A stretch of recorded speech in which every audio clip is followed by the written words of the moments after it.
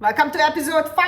It's all about motivation / engagement. Let's start with that. It's all about employee experience. Remember, hit the subscribe button so you will have all 8 episodes so you can redesign your employees' experiences. You don't need approval for it because most of them are depend on you. It's down to you. You can do these small little tweaks. Really, you don't need an organization-wide intervention and plan and strategy to do that. If you are a HR executive, you can do some of the parts. If you are a HR manager, you can do some of the parts. And if you are a senior HR leader, you can do the whole thing. But that requires a little bit of more thought to it. Now, motivation and engagement. I love that. Let's talk about engagement. Engagement is a tiny little part in employees' experience, and that's the emotional part. Now, I'm struggling with engagement for so many reasons. As you know, I'm an organizational psychologist, and I like to look at data. So, motivation is based on science. We have science backing up motivation theories. So, we know how to do and how people respond to certain motivation. In terms of engagement, we know that it's emotional, but what we don't know, we can't even agree on, is the definition. And when you don't have one agreed upon definition, it's very difficult to work towards something. When there is no goal, where are you going? So, plus engagement is that emotional part of employees' experience. And that's a very difficult one for anybody to influence because my engagement, and I studied my own engagement and love for my ex-company, and it came through the years. And it wasn't my manager, it wasn't HR, it's just organically grew as I stayed with the company. And even that theory of mine, my experience goes against the original theory because we know that the longer people stay in organizations, the less engaged they are. So it's a very difficult one to even comprehend. So leave the emotional part to employees. Don't focus on that. You are creating an environment that is motivational and maybe engaging. So leave that to them. You're creating an experience, and then at the end of the day, you will see, does she love it? Does she not like it? What do we do? But you can't influence it. You can't, it's like a relationship. You can't tell me you need to like me, you need to love me. Okay, that's not how it happens. So, move on to motivation and employee experience. Motivation is all about the differences in human beings, right? Each of us are motivated differently. And this is where employee experience design comes into the picture, because in organizations, what we have today, that everybody is motivated with the same thing. And we know that it's just not true.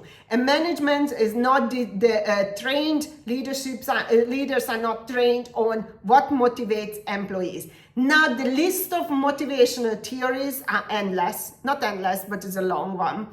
And we don't want to go into it too much, certainly not in this video.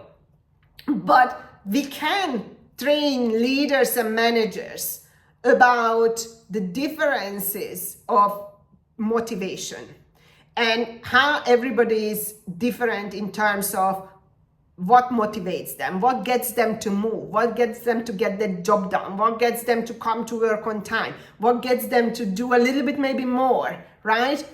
But we are not talking about it. So the first question is, once again, what are your employees' experiences in terms of motivation? How are you guys motivating them? Is there any motivation?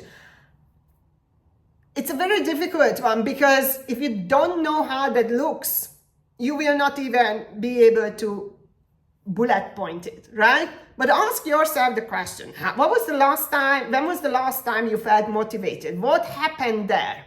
So then you can figure yourself out. What motivates me? And motivation, what motivates you changes over time.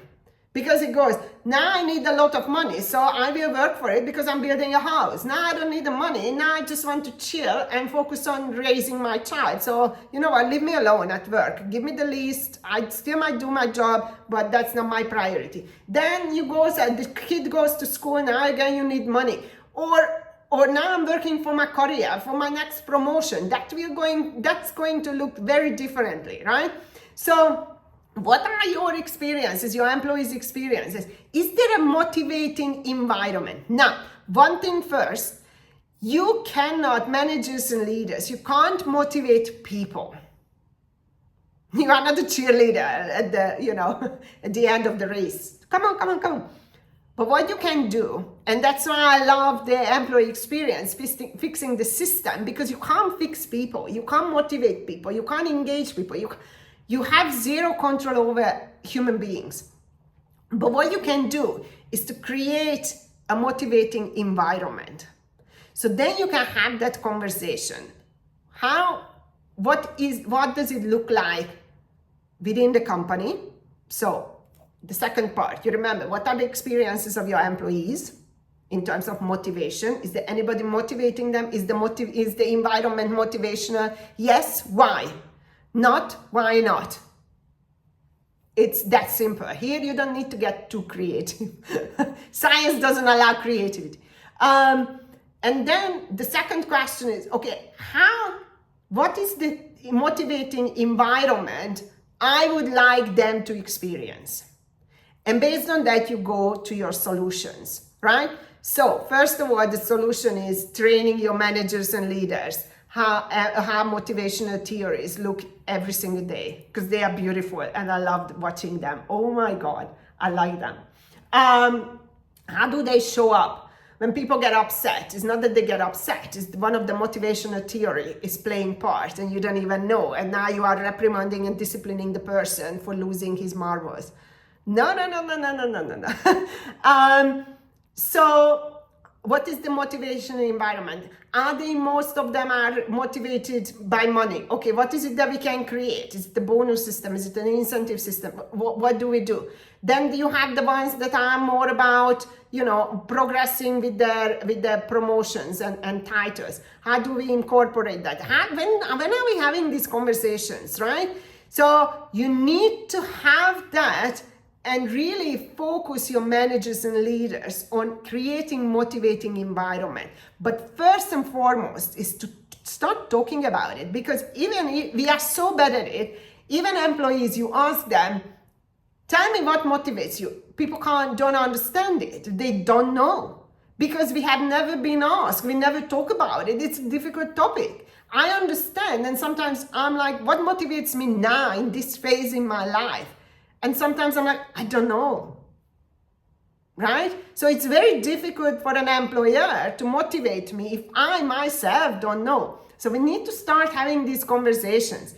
And based on that, individualize interaction and individualize interventions. So if Sylvia is focusing on her career, what is it that we can do to facilitate that?